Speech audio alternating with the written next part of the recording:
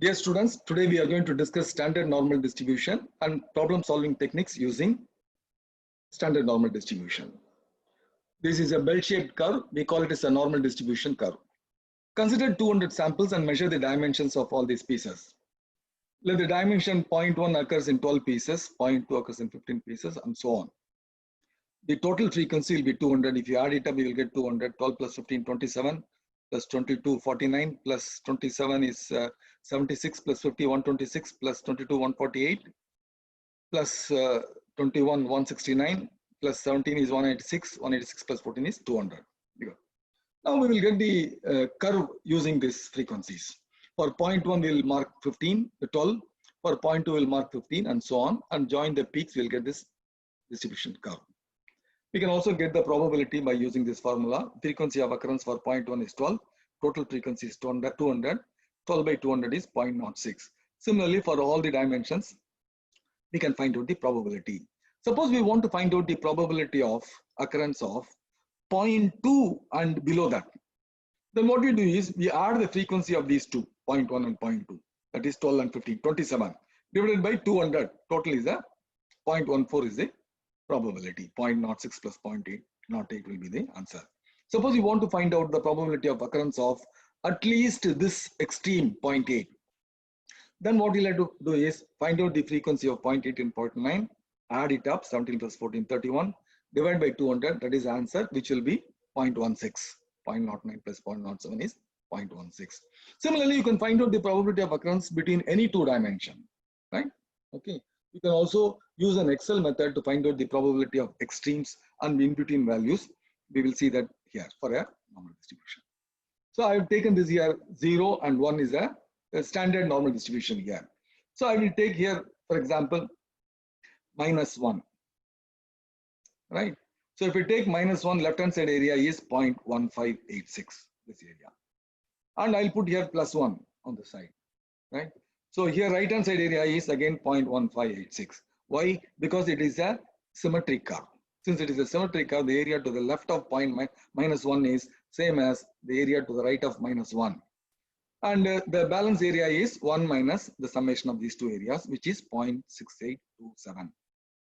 Therefore, the percentage of values lying between -1 and +1 is 68.27%. Similarly, I can find out for -2 and +2. -2 I'll put here and +2 I'll put here. So 95.45% of data lies in between -2 and +2. I can put -3 and then find out area. +3 I can put. This is 99.73% of area data lie in between -3 and +3. I'll put -1.96. This is also an important value, and then +1.96. See, then you see that 95% of the data lie in between this -1.96 and +1.96, right? That is called 5% is there on either side, to the 5%. Here 2.5%, here 2.5%, right? So we will see here for -1.96, the area to the left is 2.5%. For 1.96, the area to the right is 2.5%. 0.025 is the area. So percentage wise, multiply by 100, you get it. Okay. This is just what we wanted to tell you. We will go to the next slide here. For normal distribution, the area between -1 and +1, if the mean is 0 and standard deviation 1, that is for standard distribution, the area is 68.27%. That is 68.269% data lies in between -1 and +1 in standard normal distribution curve. Similarly, for -2 and +2, we have found out 0.9545. -3 and +3, the area is 0.9973. That means 99.73% of data lie in between -3 and +3. See, this is a population curve. This is a sample curve. I can get as many samples as I want. Then I can plot the sample means here. That is called sampling distribution of the sample means, right? With these three curves, we can solve all the real-time problems. Population distribution is like this, where mu is the population mean, sigma is the standard deviation of the population, and sample distribution is I take n pieces, sample size is n, and then plot this. I get the sample distribution here. We just got an average of x bar, and the variable is small x, and capital X is the value under consideration. X bar is the sample mean, you know how to get it. Sigma xi, that is summation of all these x values divided by the number of pieces in the sample. Sampling distribution of sample means, you know, n is the sample size of each sample tested. X bar is the value under consideration. Mu x bar is the mean of the sample distribution. But you know, by central limit theorem, mu x bar is equal to mu. Therefore, I use the population mean itself here itself. And sigma x bar is the standard deviation of this sampling distribution of sample means, which is also called standard error. The formula is sigma x bar is equal to sigma by root n. N is the number of sample size. Now, standard normal distribution is one which has got a mean of 0 and standard deviation of 1. Small z is a variable, capital Z is a value under consideration, right? And then z is obtained for this by using the formula for the sample distribution and sampling distributions, the variable under consideration minus mu by the sigma corresponding value.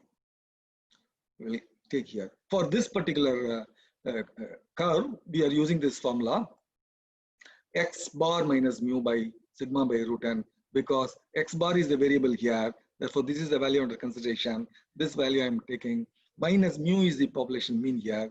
For this is the mean here.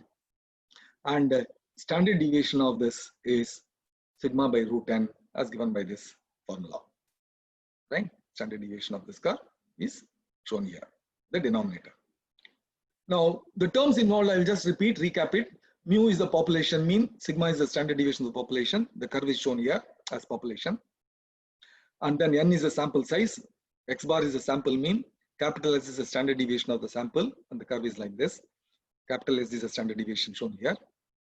Z is obtained by using this formula, value under consideration, minus mu divided by sigma. Mu and sigma are shown here, given here. And then using this Z in the sample distribution, we can find out the results. So this is a standard normal distribution. The Z value is obtained here. This Z value can be put here. We can find out the probability of extreme occurrence or probability in between two given values. Right. Now, third one is the sampling distribution of the sample means. So capital X bar is the value under consideration. Sigma X bar is the standard deviation here.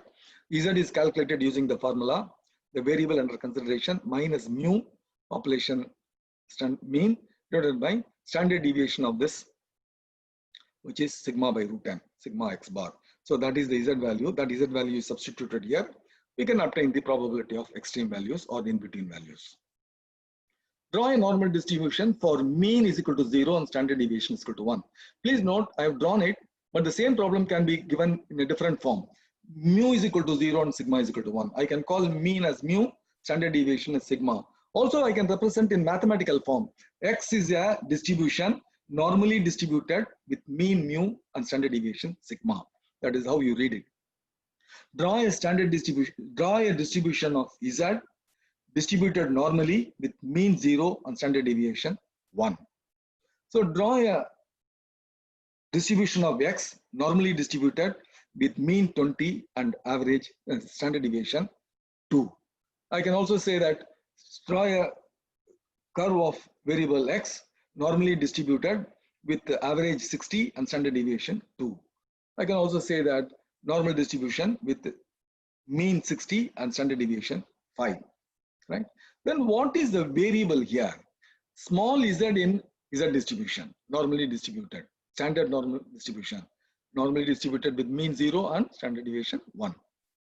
X, small x is the variable in X distribution, normally distributed with mean mu and standard deviation sigma. Then what is the value under consideration?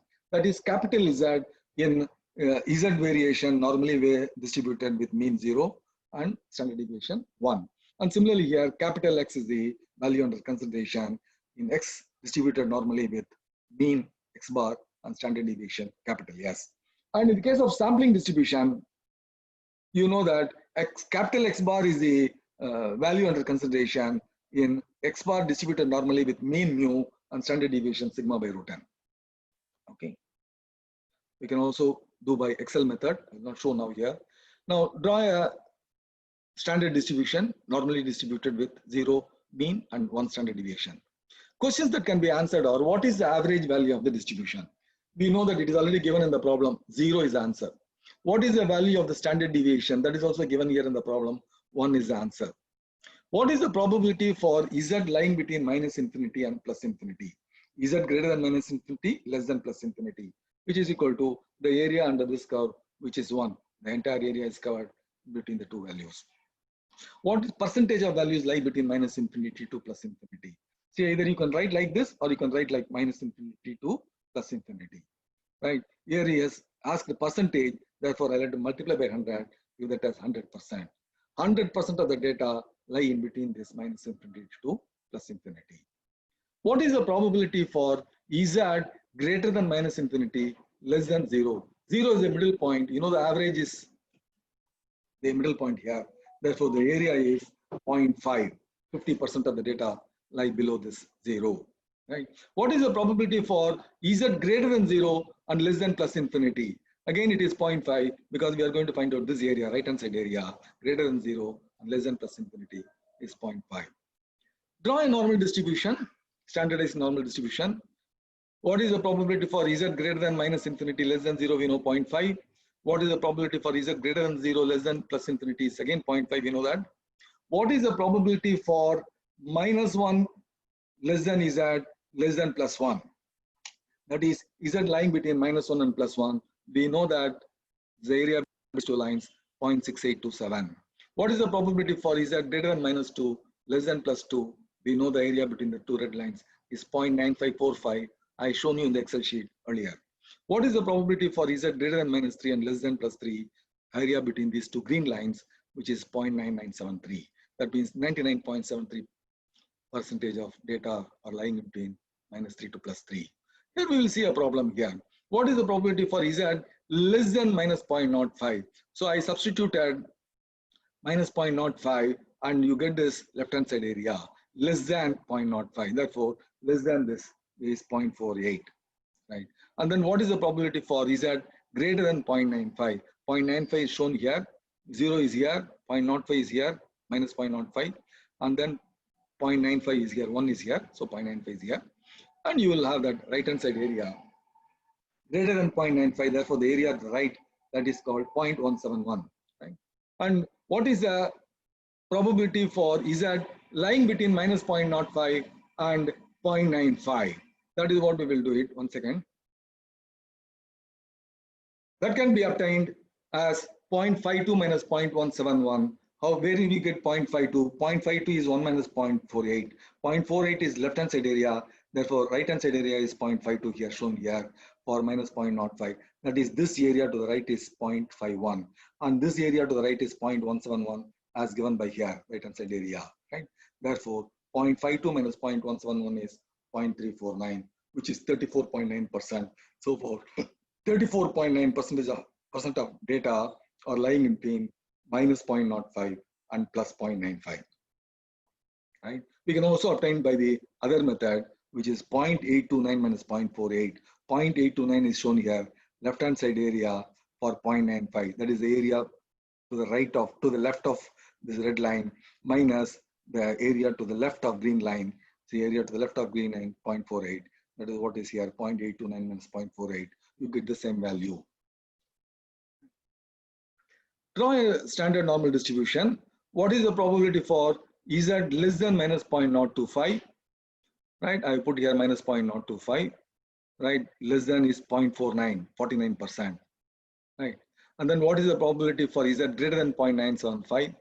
And what percentage of values lie between minus 1 and plus 1? You just have to multiply by 100. That's all. You know, 68.27%. Similarly, for minus 2 to plus 2, you have 95.45, and minus 3 to plus 3, percentage of value, I have to multiply by 100, so 99.73%. What percentage of values lie between minus 1.96 to plus 1.96? We have already seen 95% of data lie between minus 1.96 to plus 1.96. Now it is a real life problem. Now this normally distributed marks are there. The marks are your student marks. And it is normally distributed with mean 80 and standard deviation 2. What is the average value of this distribution? Average is 80 marks. What is the value of standard deviation given? 2 marks, right? Where is the curve? I'm just drawing the curve, right? Now, what is the probability for the score to be greater than 80? Answer is 0.5. Why? Because 80 is the mean. So mean at the center, therefore, on either side it will be 0.5. So this is the area. So 50%. What is the probability for X, the score to be less than 80? Then it's the left-hand side area. This is, so 0.5, 50%. Percentage means you have to give 50%. What percentage of values lie between minus infinity to 80? Minus infinity to 80 is 0.5 into 100, 50%. What is the probability for X greater than 0, less than 75?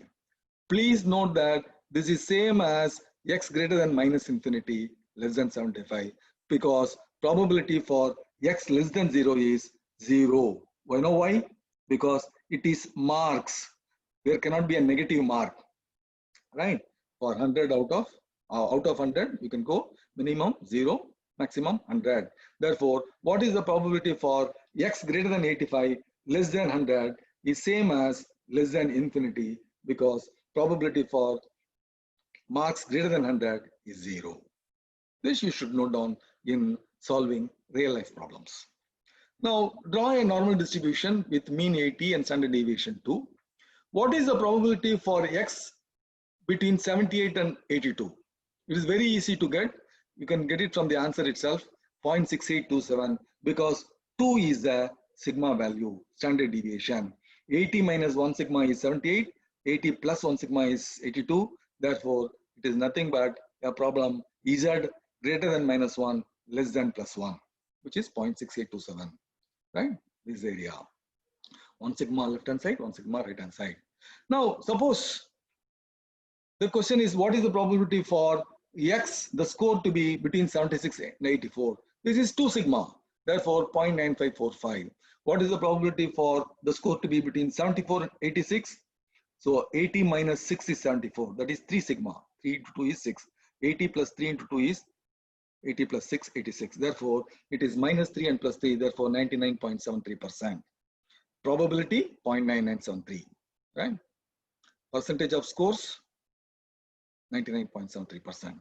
What is the probability for X less than 70? Then what I'll have to do is, I'll have to substitute in the Z relation. 70 minus 80 is 10, divided by standard deviation is 2. So minus 10 by 2 is minus 5.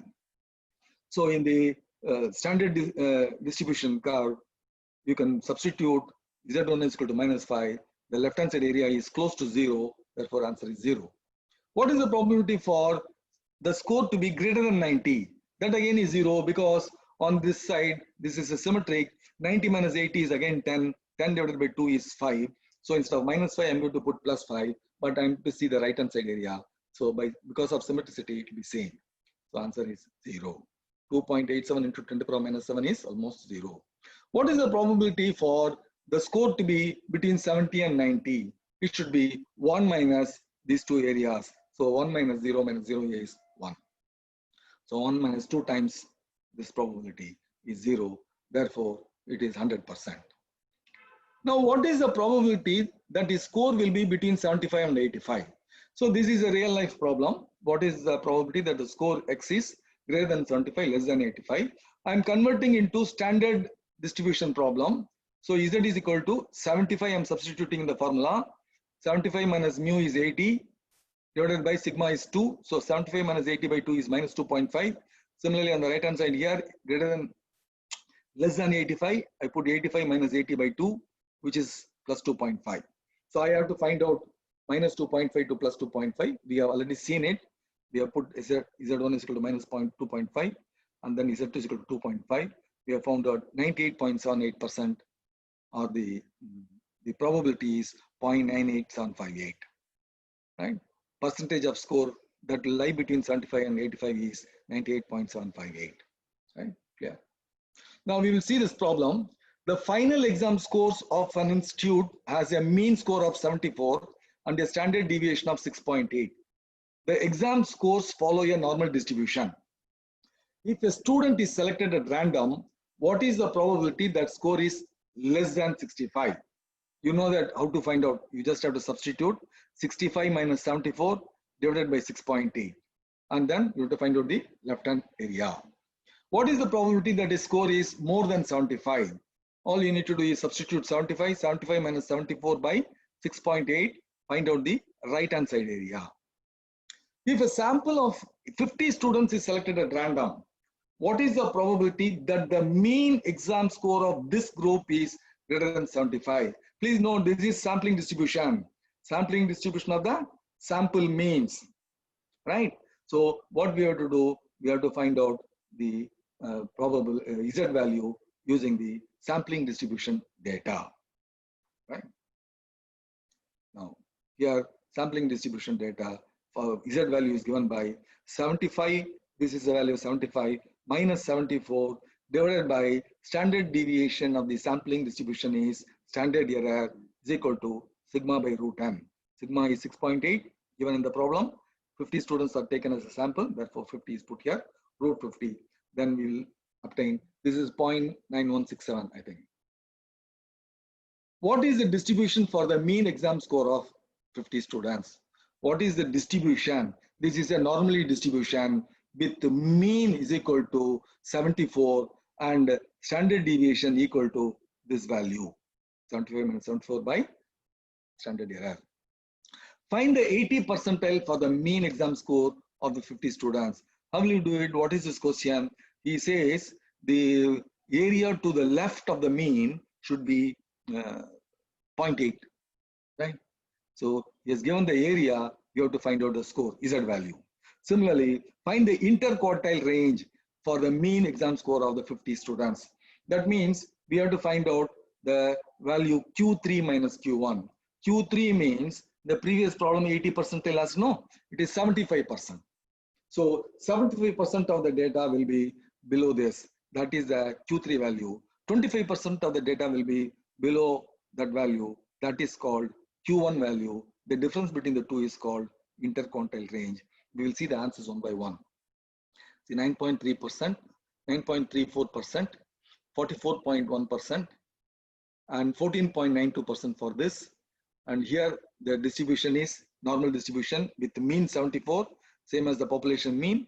And this standard deviation is 0.9617, the value of 75 and 74 by 6.8 into root of 50. Now for this, the 80 percentile mark is 74.81. Interquartile range is 74.65 minus 73.35. It is 25% of the data are below this. 75% of the data are below this. So 75% of the data are below this means 75 marks, 74.65 marks. 25% of the data below this mark means 73.35 marks. So the difference is 1.29. That is 50% of the scores is lying in this, right?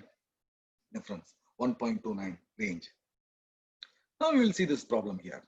Same problem. I'm just solving it here. See, probability of x less than 65 is equal to probability of z less than 65 minus 74 by 6.8. I have taken is minus 1.32, therefore 9.34%. But when I do it in Excel, I will give a better answer, a more accurate answer.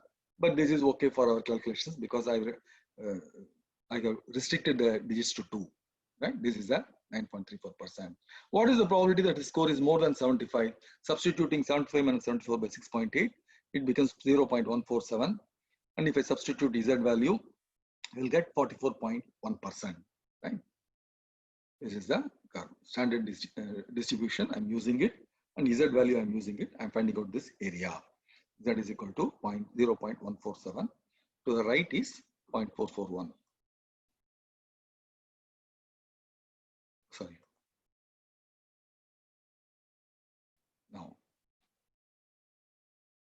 Now Z test, I'm just finding out minus 1.32. I'm getting this value here, 0.0934. And then 0.147, this I'm substituting. I'm getting it 0.441 p value here. Right. The question number 3 is that if the sample of 50 students is selected at random, what is the probability that the mean exam score of this group is greater than 75? Here, the mean is population data is mean is 74, standard deviation is 6.8. Sample size is 50. Therefore, standard error is sigma by root n. Mu x bar is mu, which is population mean, which is 74. Now, the answer is P x bar greater than 75, greater than 75 is equal to 1 minus P x bar less than 75, right? So 1 minus P x z less than 75 minus 74 by the standard error, 1 minus P into z less than 1 by 0.961665, which is what we'll have to find out. This is 1 minus P z less than 1.04 is 1 minus 0.85, which is 14.1492. We can do this also in the Excel. We will do it now. The only thing is we should know that 74 is the mean, 0.9617 is the standard deviation, and then 75 is the considered value. So we will see here. Thank you very much for watching, and if you like it, please recommend to your friends. I'll stop sharing here. Thank you very much.